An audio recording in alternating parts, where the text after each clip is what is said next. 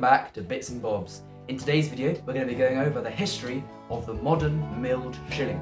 When shillings were first made, they were hammered coins, started off in the late 1500s, and after they'd been hammered, they were milled, but in sort of irregular sizes. And then in 1816, George III standardised shillings, brought in the new size.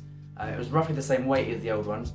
It was smaller but thicker. And as of 1816, the modern milled shilling was born. You may note that the modern sovereign was born in 1817 because around this time he was sort of rejigging, recoining the nation. But today we're focusing on shillings from 1816 until 1967, well 66 sorry, when they were stopped. I'll be using examples from my own collection where possible, and if not I'll use pictures off the internet. So, I have not got one of the first issue shillings from 1816, but here is what one looked like. On the obverse was a portrait of George III, as we said, and on the reverse it is this lovely design here, which is a sort of mixture of a shield design and the outer garter of one of the original sovereigns, you may recognise. This design only lasted from 1816 to 1820. In 1820 George III died. His successor, George IV, redesigned the shilling, and here is an example from my collection. This one's from 1826. This design, however, was minted from 1820 to 1831, the reign of George IV.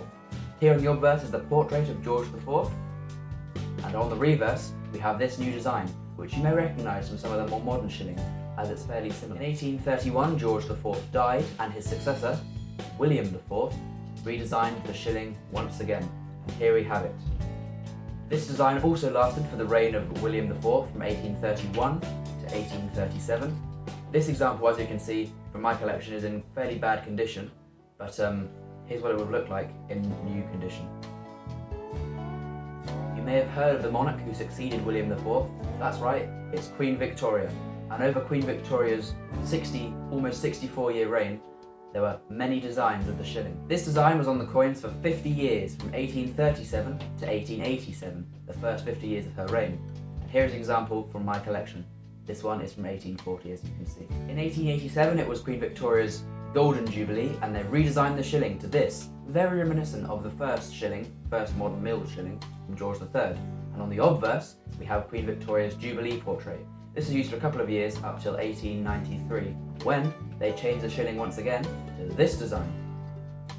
Lovely design, and on the obverse it's now the veiled portrait of Queen Victoria, which you may recognise.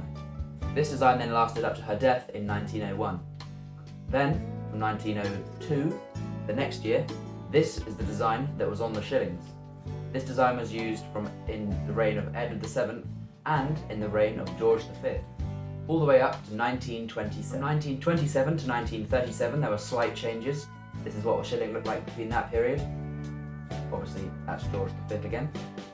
And then from 1937 to 1952, the reign of George VI, this is what a shilling looks like. And this is interestingly the time when they got rid of all the silver in shillings. And from 1952 up until 1966, the last year they minted shillings for circulation, this is the design. This one obviously being Elizabeth II. I really hope you've enjoyed this video about the history of our lovely British shilling. If you think I should do another video like this, maybe on a florin or a halfpenny or something like that, then do comment down below. But that's all from me. Thank you for watching, and I'll see you next time on Bits and Bobs.